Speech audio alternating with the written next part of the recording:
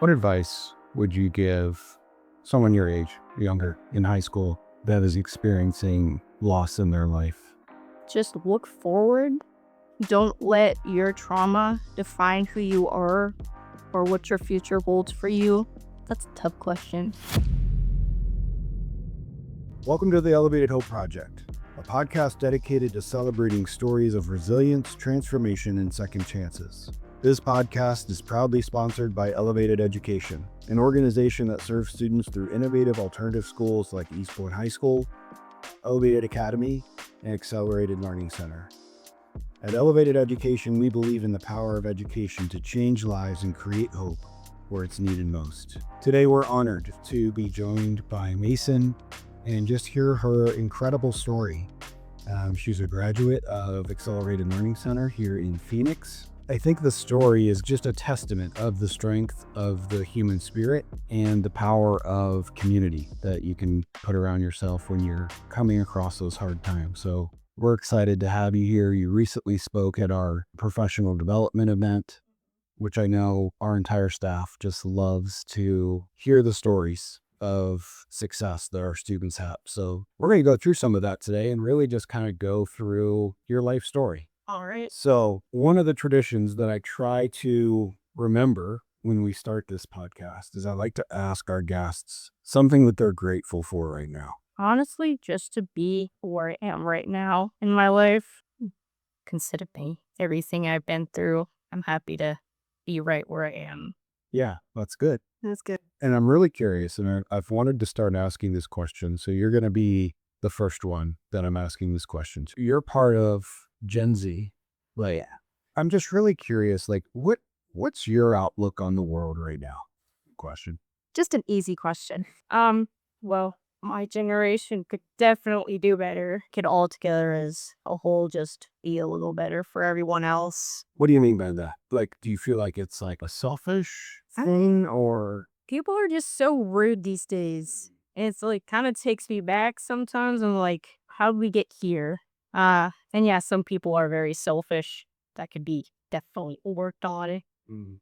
But yeah, I think, we could definitely do better as a community. Do you have hope for the future? I do. I don't think it'll be easy, but because some people are just so stubborn and whatever happens, they don't try to get a better outcome for the future. They're kind of just like, where we're at. It's not going to get any better.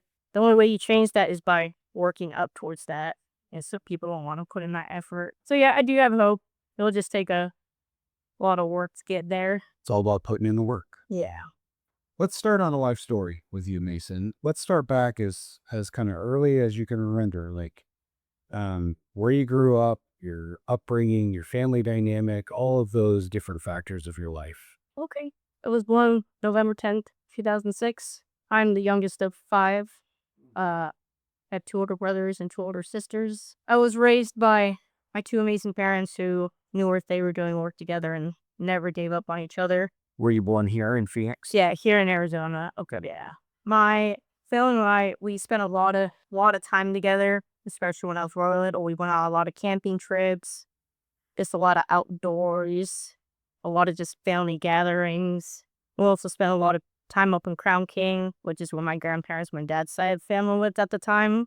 And we did a lot of baking with my grandma. We loved to bake with her.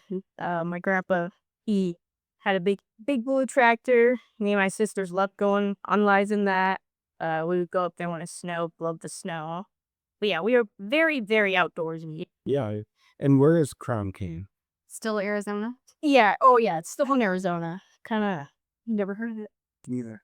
It's way in the mountains. Oh yeah, it's way in the mountains. Yeah, I don't know the exact location. It's when you're going up to Prescott and Flagstaff a little before that. I was always closer to my sisters. My brothers struggled very bad with drug addiction. Shortly after I was born, it's always about the ages. I want to say 11 to like 15 or 16. They got sober at different times. I was really young. I didn't understand like what was going on with them. I was always told they were just very sick. Just how do you explain that to a small child? And then we eventually moved in when I was about 6 with my grandparents, my mom's side of the family. which is where we stayed until we moved out in about 2019. Living there, my brother spent a lot of time in and out of the house, either moving in and out or getting kicked out for being on drugs or getting in trouble with the cops and stuff. Yeah, living there, we always lots of outdoor time. Lived on this big property. There's plenty of desert to go around play in. You mentioned that your brothers got sober at different times. They're doing okay now? Yeah, so my oldest brother, Blake, yeah, he's 34. He lives in Missouri with his wife, his 2 daughters and son. So he's doing really good now. Oh, yeah. And then my brother, Connor, he'll be 31 later this month. He lives here with his son. He lives at home with my family, just him and his son. Yeah. So, What an interesting thing to observe growing up and yeah, eventually figure out what was really going on. yeah, definitely don't say that, but I'm very proud of them for just what's motivating itself, seeing them being so low in their lives and then completely becoming new humans with entire families. So that was very, very encouraging to me too. So it sounds like you had a pretty tight-knit family unit. Uh, Mom, dad, siblings, grandparents really involved. How did that shape you growing up? Because a lot of kids just don't have that these days. How did that influence your mindset and the way you valued family, all that kind of stuff? And like you said, a lot of people that have that, it showed me that I was fortunate to be raised in such a good living environment like that. Very blessed for that. I feel like with a close family like that, you get along with people better and you try to look for the better in everybody else. It was obviously I had like a big support system by them, still do. Just people I could rely on. You mentioned you're really close with your sisters, right? So that was probably huge too, just having Oh yeah, a tribe. yeah. Me and my sister Braylon, she just turned 20 in September. Yeah, her and I spent a lot of time together doing whatever we did, stupid stuff. Do you still spend a lot of time together? Not nearly as much. Not really. We kind of just stay in our rooms and go our separate ways and do our stuff. But yeah, when we do get together, it's like old times. Yeah. Sitting there laughing, crying. So you said you moved out of your grandparents' house in 2019. Yeah. Was that a big transition in your life? Yeah, it was a very difficult time for me and my family because on September 12th of 2018, my oldest sister Annika, who was 17 at the time, she was killed in a car crash. So yeah, my grandparents, it was just my grandma at the time. My grandpa had passed away a little earlier. I think she was selling the house. So, me and my family, we had to get our things together and then look for a different house. And we just had lost my sister. So it was a very challenging time for us, but lots of changes in a very, very short amount of time. Yeah, right after a huge trauma, then to have another kind of foundational change of where you're living. Yeah. A lot Mm-hmm. to process. Did you have to change schools at that time too, based on where you moved? No. No, okay. So you stayed in the general area. Yeah. Okay. What grade were you in at that point and what school were you at? I was in 6th grade. I was 11 years old. I was going to Desert Shadows Elementary School. It's not too far from ALC. I was there 6th grade, and then my sister Braylon was in the school right next door, the Desert Shadows Middle School, and then Annika was at ALC. She was a junior at ALC. That was for Accelerated Learning Center's culture. That was like their introduction to your family was your oldest sister, right? She was the first. No, then no. Did your brothers go there too? My brothers went there in, why is it? About late 2010s, the late 2000s, early 2010s. So almost 18 years ago. So your family's a staple. Oh, yeah. Well, yeah. Very, very well known. Okay. All of your siblings had gone through Accelerated Learning Center. Yeah. From your perspective, I'm sure your dad was your mom and dad were the decision makers of that at the time. What drew your family to Accelerated Learning Center as opposed to the big public schools? See, I don't know the answer to that question. I was thinking about that last night because I had a feeling I was going to be asked, but yeah, I really don't know. I wish I did. The only person that would have that answer would be my mom. It could have been because my brothers were really just struggling, and this was like ALC is just a smaller school, and works with more students that need a little more help. Yeah. So it could have been that yet. But yeah, I really don't know the answer to that question. I wish I did. Sometimes we figure out the reasons for things after the fact, right? So if you were now looking back on all of your time at ALC, what would you kind of guess the reason was that you, even if your mom didn't even know it at the time, what do you think the reason was for your family to be there? Yeah, honestly, just it being a small school and supporting students who struggled with learning life stuff or just needed flexible hours. I would say that's probably why. I don't know what ALC was like 18 years ago, so I'm sure there's been a lot of changes, a bit amount at least. But yeah, I'm sure it was also very, very supportive way back then. You went to ALC starting your freshman year.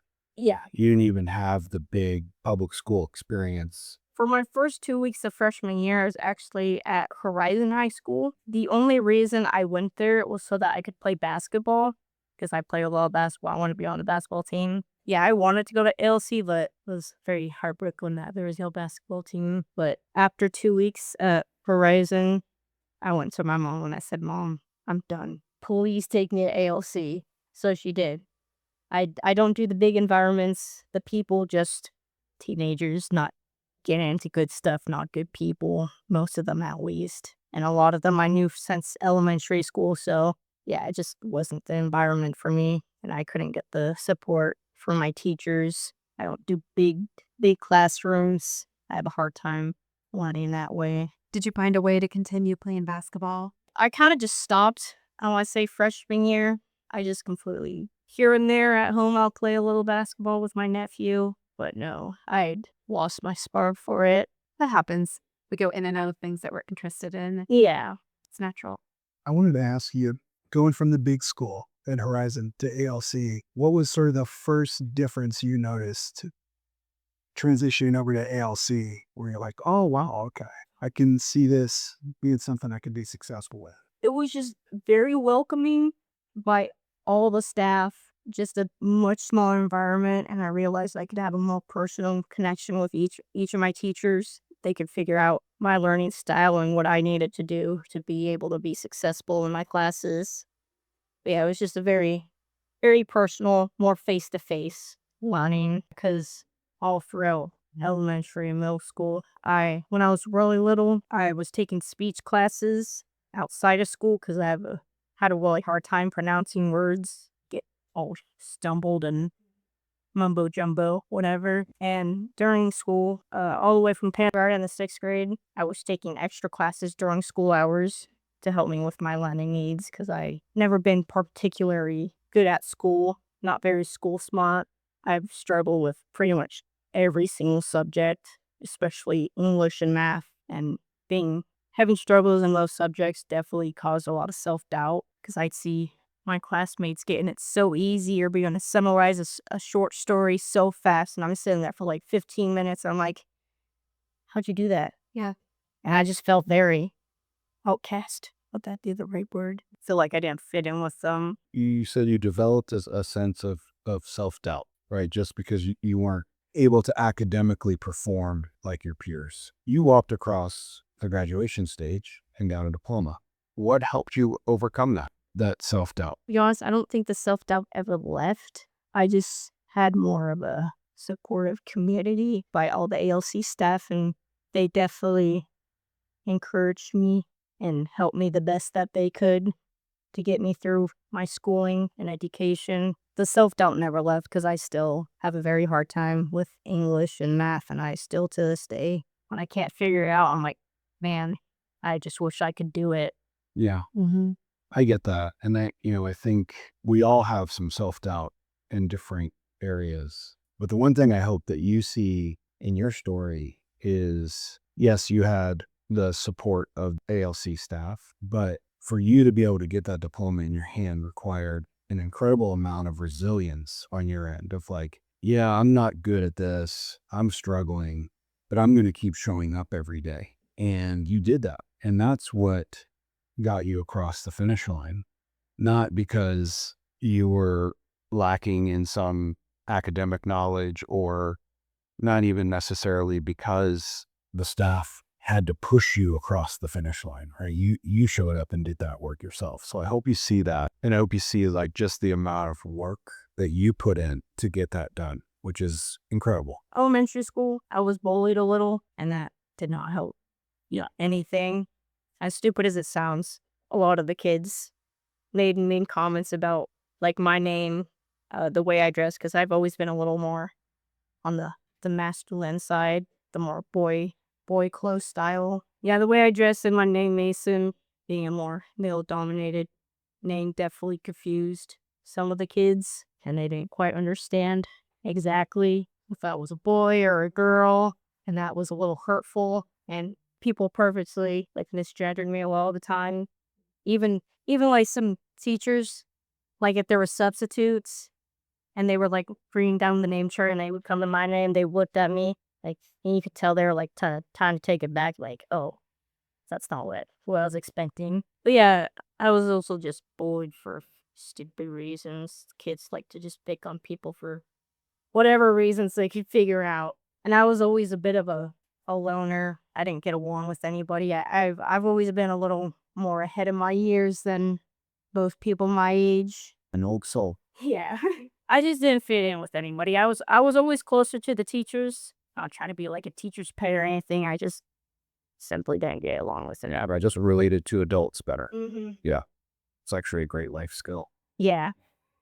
And I noticed that you had a really cool relationship with your dad, which I'm sure that's, I mean, you probably being an old soul and maybe not feeling like you fit in at school, but also that having a really strong connection with the parents probably helped you grow in maturity differently than these kids Mm-hmm. had different trajectory than a lot of kids who are going to gravitate to in more immature behaviors in relationships. So that will serve you well going forward. Yeah, I was definitely raised to be respectful, never just don't be rude. That's how I was raised. Yeah, I didn't have very many friends, which hurt because I'd see groups of people, they'd be hanging out with everybody, and just kind of sat and did my own thing. Always ate lunch alone. And like during class, if we had group projects, I was always the last person to go in a group. Everyone already had their friends, or I end up having a team up with the teachers, which I didn't mind. I did have friends here and there, but it's either we were apart or they stabbed me in the back. So yeah, I kind of just laid low and did my own thing, and I honestly kind of prefer being alone than with a bunch of people. When I got to middle school, the bullying still persisted a little bit. Middle school is when everything went online because of COVID, and yeah, started class, so we had to deal with it. But yeah, ALC, I talk to whoever. I don't really care. We were best friends. Yeah, I talked to whoever. Didn't have a hard time speaking to people. So yeah, it definitely changed elementary and middle school. Were definitely hard for me, but when I got to high school, And I was there. How much of that, it sounds like it changed at high school. How much of that would you say was the environment and how much of it was just you changed as a person? I'd say it was more so the environment. Smaller, way smaller, less people, easier to talk to people, for sure. And they want all those other teenagers. Like, it was a different type of people at ALC than it was at other schools. You could tell they had like a little more empathy towards people, care a little more. But yeah, with me, I'm gonna say it was after my sister died, I just kind of lost who I was. Not like a bad way, I just had a hard time recognizing my past self. So that was like the good and bad. I never changed for the worse. But yeah, it definitely shaped my outlook. Explain that a little bit. How did it shape or change your outlook after your sister passed? Going through something traumatic like that, I just viewed the world more differently. You never know what's going on in someone's life. You never know. So I would look at some people who I may not have wanted to be around with, and thought, what are they going through? Is there a reason they're being this way? Is there a main source for this energy? So it sounds like it gave you more empathy for people. Yeah. Yeah. I mean, I'm sure that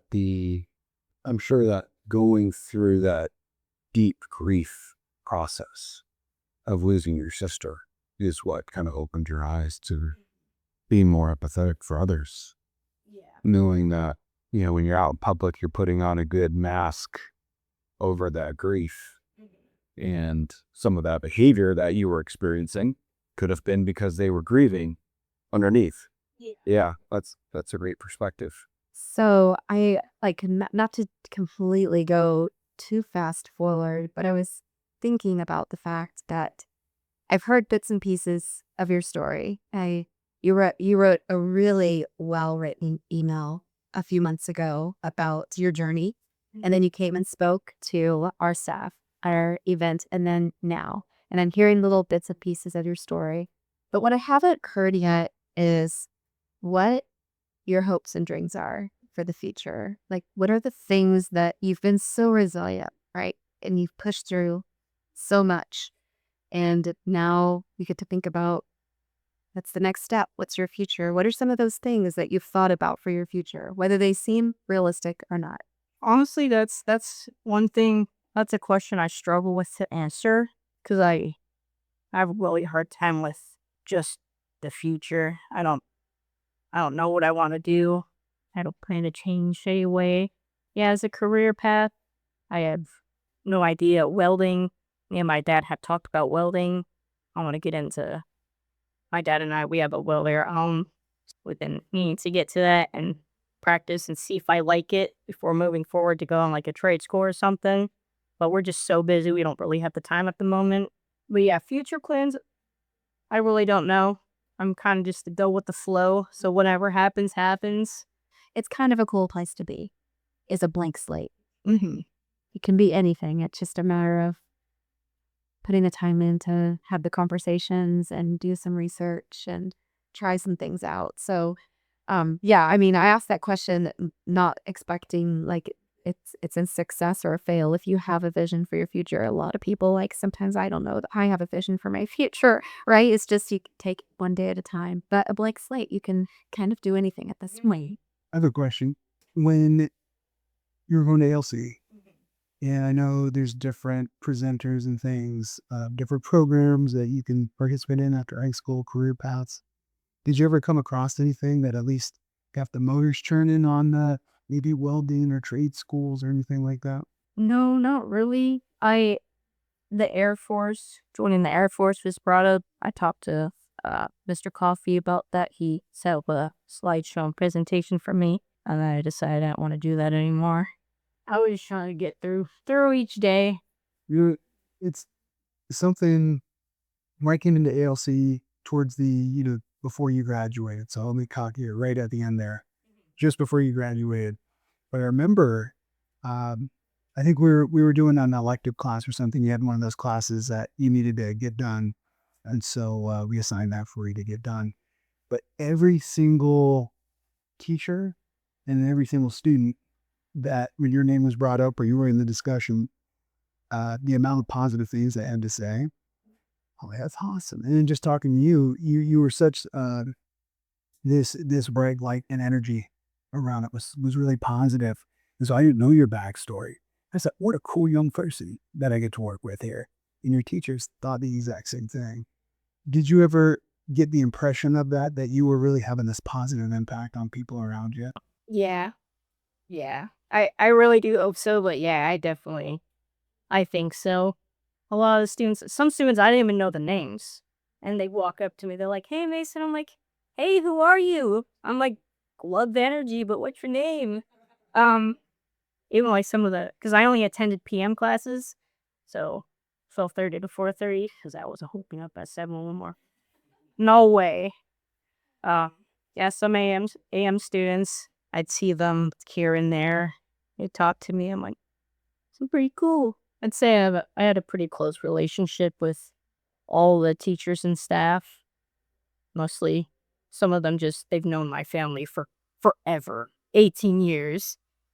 Like Mr. Cabler, Miss Markham, Miss Curran. Does Miss Curran still? No. Oh, but yeah, mainly just those three. Yeah, I definitely feel like I had a little reassumption out there.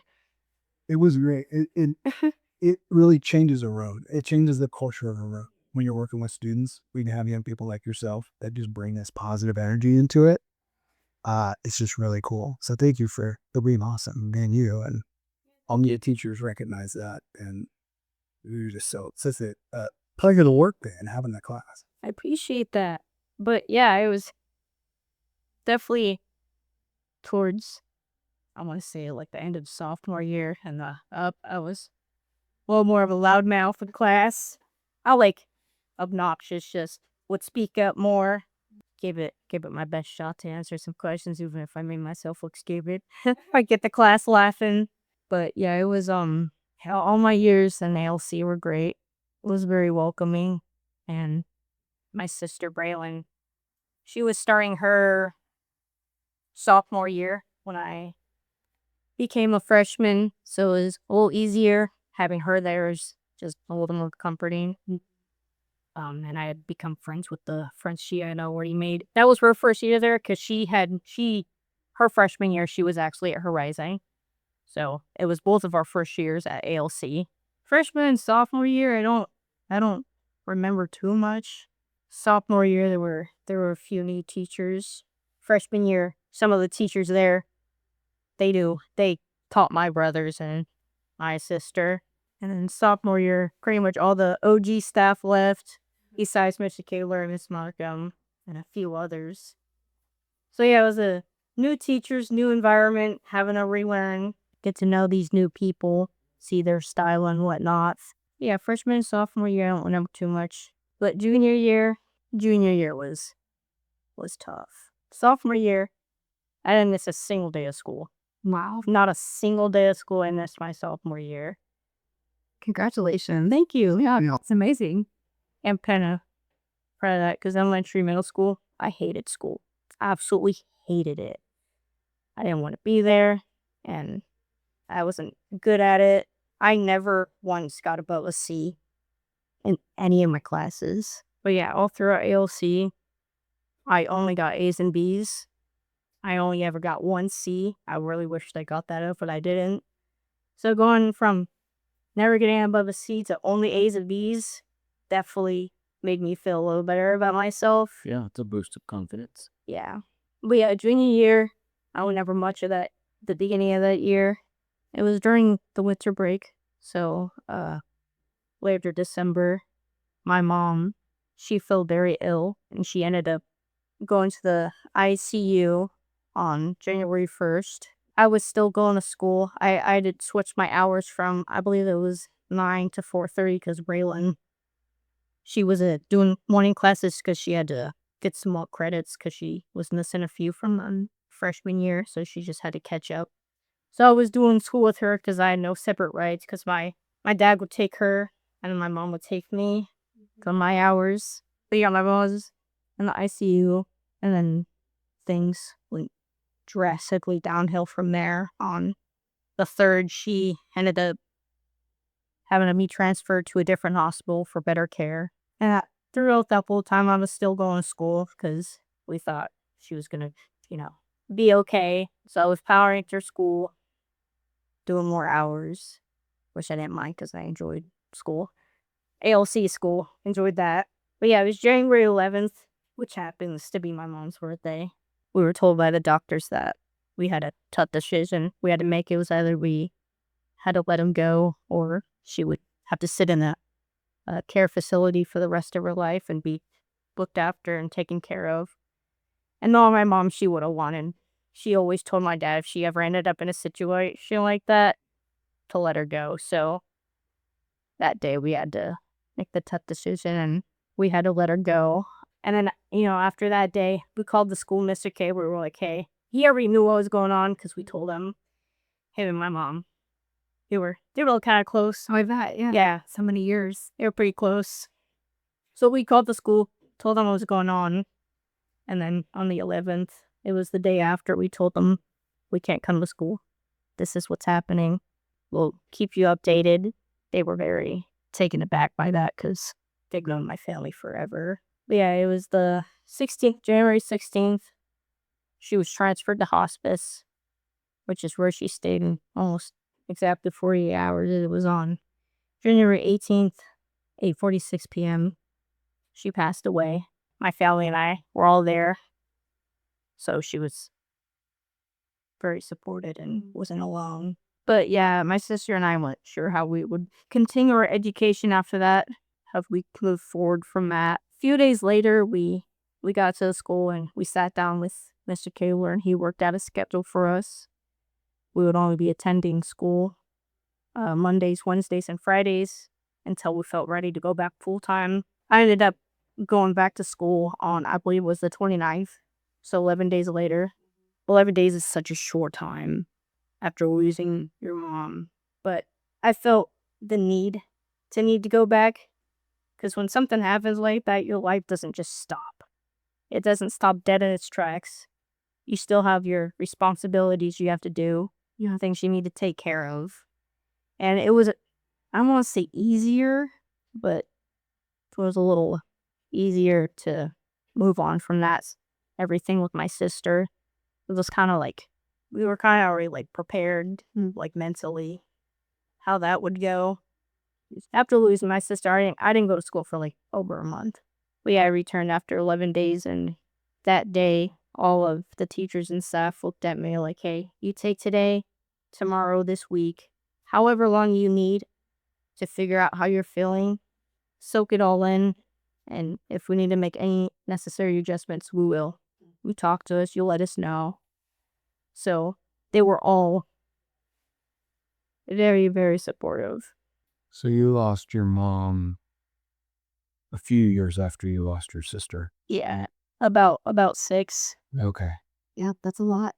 That's a lot of loss in your short life so far. What advice would you give someone your age, younger, in high school, that is experiencing loss in their life? Just look forward. Don't let your trauma define who you are or what your future holds for you. That's a tough question. That was really good advice so far. But yeah, don't let it define who you are as a person. It never defined me. It never made me a bad person, which that happens a lot. But some kids, when they go through trauma like that, they end up being just a not so good person because they're bottling it all up and don't know how to handle it. Yeah, don't change who you are. Don't let it define your future. As tough as it is, the biggest lesson I won't ever tell you is it gets easier. It doesn't get easier. You learn how to live with it. That's what grief is. We learn how to live through it. We learn how to live with it. It doesn't go away. So I think what I'm hearing is, we all have trauma of some level. And ultimately, those are things that shape us as human beings, but we're not victims. And to avoid taking on a victim mentality and just finding the best and most healthy way to learn from that trauma and move through it. You say that's a good way to summarize what you were saying? Yeah. Okay. Yeah. Yeah. That's some good advice. It is. Thank you for sharing your story, all of those details with us. And that's a lot. And you did it so well. Thank you. I was just thinking what an honor, like on behalf of ALC, I know I was not part of that community when you were a student there, but what an honor it is to be part of the community that you stay with when you're dealing with a trauma, right? Because they say that when really hard life happens, you get rid of the things you feel least connected to and then you adhere to the things that you feel most connected to. That's kind of your survival mechanism, right? And so you stayed connected to your community at school, and that's an honor for them to be selected by you to be a part of that healing process. Yeah. And it was just, I already had such a close bond with them, especially Miss Todd and Miss Nitschke and Mr. Kaler. I had such a close connection with them, and they were kind of like my safe point. I enjoyed school. I liked being there, especially with such a tough time. They were just so supportive, and I felt so safe with them. I graduated early, November 6th last year. And I was honestly more sad than I was happy. Yeah, I was a little more sad because I wasn't ready to leave. Not at all. But now you're working, right? I am. Yep, making a way for yourself. So what are you doing right now? Just working at Long John Silver's my junior year. During that summer, I knew I wanted to get a job, mostly just to help out my dad with some stuff and for my own well-being. I couldn't just sit at home and do nothing because after my mom, school was kind of like my getaway.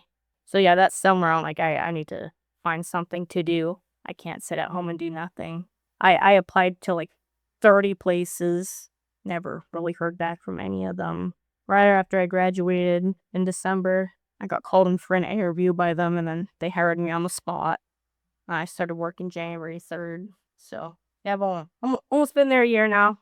Good. It definitely was not my first decision, but I'm kind of glad it is because the people I work with, they're people I've been in and out. So, some of the people that I was pretty chill with, they've now left. But yeah, my manager, he's a good guy. He's kind of been through similar life stuff. He's very, very caring, supportive, and he understands and looks after his staff. Yeah, it's a good first job. Yeah, it's not too hard. Everybody's got to start somewhere. Mm-hmm. Yep. Yeah. Yeah. Well, I can tell you this, that, you may not have a vision and a plan for the future yet. But you are an incredible person that has tremendous strength inside of you to just keep showing up, just keep putting in work. And that characteristic alone puts you ahead of 90% of the workforce. That you're willing to show up, that you're willing to learn, that you're willing to put in the work. And I believe that you have a very bright future ahead of you, as long as you can stay focused on those very basic principles, which I think are like hardwired and ingrained in you from just the way you were raised. Keep your head up as you're navigating this world, because opportunities are going to come knocking just because of who you are. And that those are going to be those opportunities that you can leverage and take advantage of, that are going to take you wherever it is you end up wanting to go. Yeah. I really appreciate you coming here, taking the day off work to share your story, and all the kind words about Accelerated Learning Center and staff there is obviously very appreciated. But more importantly, we do this so that when people happen to stumble on our podcast, they can very clearly see that sense of hope that they can have for their future. Whether there's someone that's in a similar place that you were at, that's just trying to find that little bit of hope and motivation to keep going and show up, or whether it's a parent trying to support their child that's in that situation, or fellow educators that are looking for different ways to engage their students and support their students, that whatever it is, whoever it is, that they're seeing that there is hope, that there is a way forward, but we just got to show up and put in the work. Yeah. The primary key to life, showing up and putting in the work, and walking through those doors that will open up for you, because I know there will be many out of you. I hope so. There will be. So thank you. It was an honor spending the time with us today. Sir. Yeah, thank you for having me. Yeah. And thank you to the famous Sean Strickland for being a guest host today. Oh, thanks for having me. Yeah. We love having you on the show. I got lucky. I'd be here for the Mayson episode. Didn't have a better guest. That's it. So, Mayson. okay. Thank you to all of our listeners. If you enjoyed this show, like, share, subscribe, all the things that'll just help our show continue to grow. Good seeing you. Okay. Thanks, Mayson. Thank you. Thank you.